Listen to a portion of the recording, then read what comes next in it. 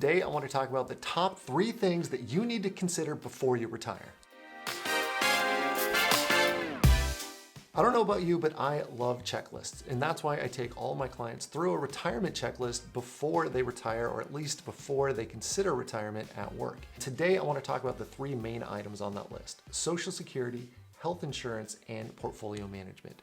I'm gonna break down a quick recap of all of these different planning items, and then of course, if you wanna dive into this more, let me know. The number 1 thing I wanna talk about today is Social Security. Make sure you at least have a rough draft plan of when you wanna turn on your Social Security income. I know there's a lot of different opinions out there, and you might have talked to a friend or a coworker or maybe a family member that said, hey, make sure that you start on this age, or you should definitely wait until you're 70 to turn on your Social Security. There's so many different opinions out there that it's impossible to know exactly when you should turn on your Social Security because there's so many different variables. Are you married? Are you divorced? Or maybe you're widowed? All of these things play into different Social Security income scenarios. Not to mention, well, what if you're gonna have some income after retirement? Maybe you've got a part-time job or some passion project that's gonna generate some income. Well, that also plays into when you should turn on your retirement income from Social Security. The biggest item when it comes to planning for retirement income, and this is a huge checklist item on the retirement checklist, make sure you have a plan for Social Security. But also, I want to throw a little caveat there.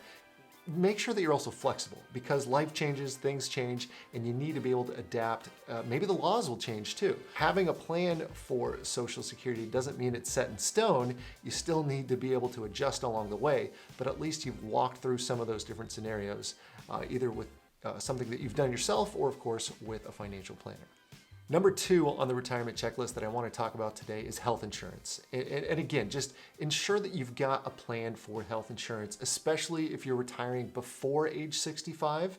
But even if you're retiring after Medicare age, you need to make sure that you understand the different components of Medicare.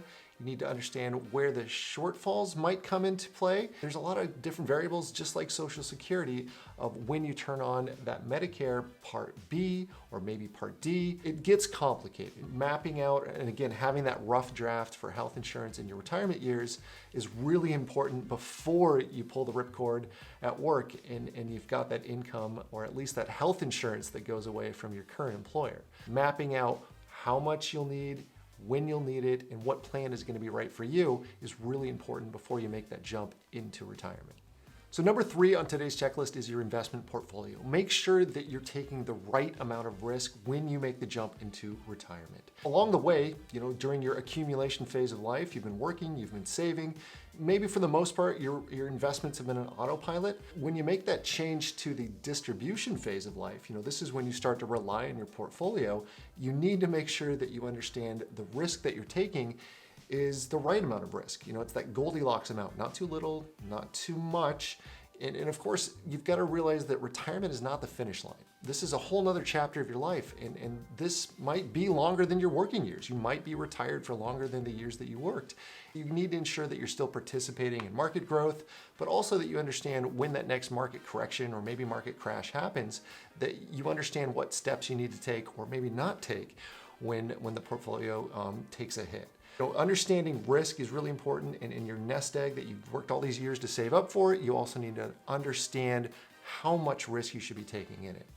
And besides that, with your portfolio, you might have these different, what I call buckets. You might have a taxable bucket, a tax-deferred bucket, and a tax-free bucket of retirement account assets and also just regular savings and investments. You have to plan out which bucket you're going to pull from at different times. This is how you increase your tax efficiency and, of course, ensure that your portfolio lasts all the way through your retirement years and hopefully beyond.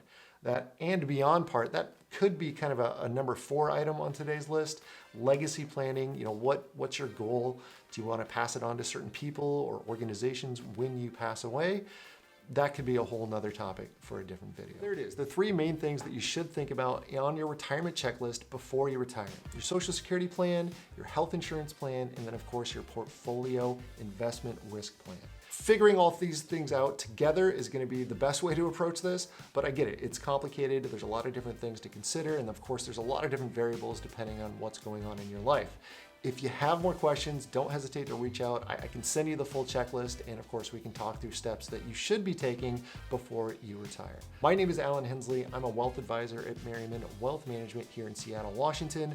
I love making these videos. Hopefully you found this interesting. If you want to reach out and put a time on my calendar, I'm happy to connect. Or if you just want to put a comment down below for something you'd like to learn in a different video, let me know. I'm always looking for new ideas. Thanks so much. Have a great day.